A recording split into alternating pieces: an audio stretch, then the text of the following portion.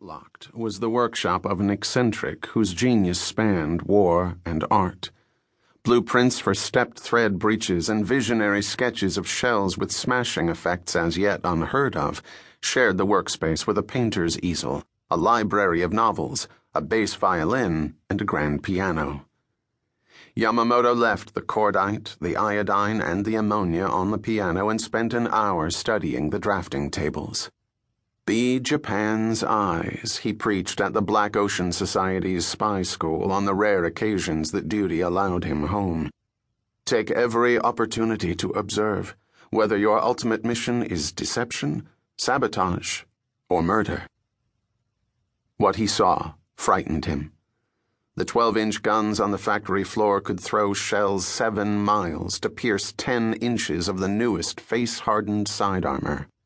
But up here in the drawing loft where new ideas were hatched, the Americans had preliminary sketches for 15-inch guns and even a 16-inch, 70-foot-long monster that would hurl a ton of high explosives beyond the curve of the earth. No one knew yet how to aim such a weapon when the distances were too great to gauge range by spotting the splashes of near misses. But the bold imagination that Yamamoto saw at work warned him it was only a matter of time before America's new Navy invented novel concepts for fire control. Yamamoto stuffed a wad of paper money in the gun designer's desk.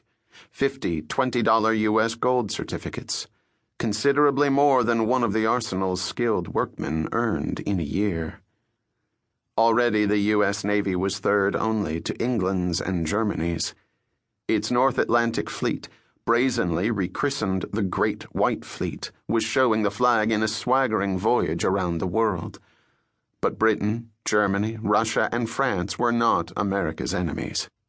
The true mission of the Great White Fleet was to threaten the Empire of Japan with naked steel. America aimed to command the Pacific Ocean from San Francisco to Tokyo. Japan would not allow it, Yamamoto thought with a prideful smile. It was only 3 years since the Russo-Japanese War spawned in blood a new master of the Western Pacific. Mighty Russia had tried to strong-arm Japan. Today the Empire of Japan occupied Port Arthur, and Russia's Baltic Fleet lay under 300 feet of water at the bottom of the Tsushima Strait, thanks in no small part to Japanese spies who had infiltrated the Russian Navy.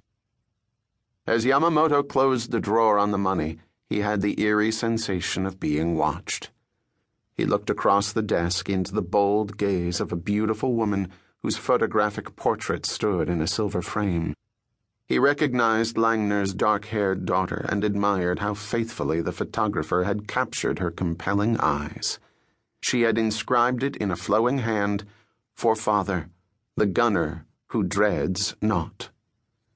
Yamamoto turned his attention to Langner's bookshelves. Bound volumes of patent applications vied with novels for the space. The applications filed recently had been written on a typewriter. Yamamoto pulled volume after volume, working his way back to the last year that applications were submitted in longhand. He spread one on the designer's desk, then chose a sheet of paper from a side drawer and a Waterman fountain pen with a gold nib.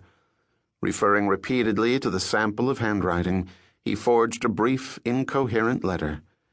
Ending it with the words, "Forgive me," he scrawled Arthur Langner's signature. He took the iodine and the ammonia into the gun designer's washroom. With the butt of his Nambu pocket pistol, he crushed the iodine crystals on the marble washstand and brushed the resultant powder into a shaving mug. He wiped the gun clean with the washroom towel, leaving a purplish smear on the cloth.